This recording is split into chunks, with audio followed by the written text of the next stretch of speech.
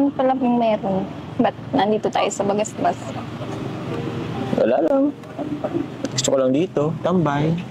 Chill-chill lang. Narinig yung mga ano ng dagat.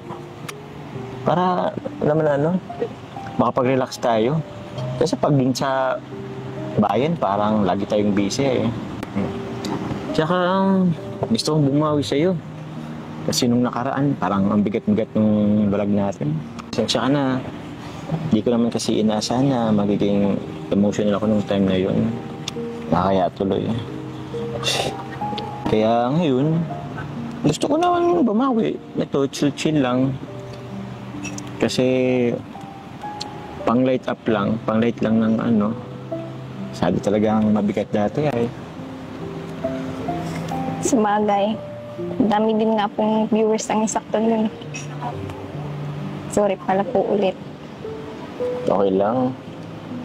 Ang pangitin kasi sa akin is parang minadali ko eh. Sorry din. Baka na-pressure ka. Nabigla lang din kasi po. Kaya sorry din. Okay lang yun. Tsaka alam ko naman na time lang naman yung hinihintay eh. Para aminin mo. Aminin mo na tayo. Diba? Joke lang. Inamin ko na baga sa'yo. Kailan?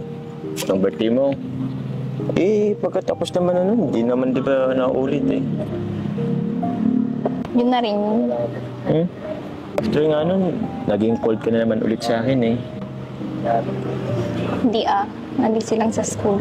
Tsaka family problem na din. Family problem? Bakit? Ano? May family problem ka? Wala.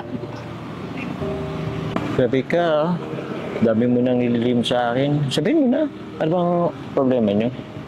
Anong family problem niyo? Sabihin mo na. Wala, nagpe-pressure lang kasi ako. Saan? Sa mga expectations nila. Grabe, andyan ka naman sa kaka-overthink mo. Huwag kang masyadong mag-isip. Isipin mo lang muna yung ngayon, yung bukas. Huwag mo masyadong isipin yung future. Tsaka, bata ka pa naman. Madami ka pang pwedeng i-explore, madami ka pang pwedeng gawin.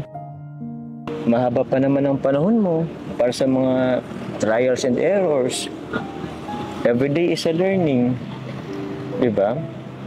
Kahit naman mag-fail ka, or kahit maging successful ka na, kahit ano pa naman, kahit tanggapin naman kita eh. Kahit ano pang mangyari.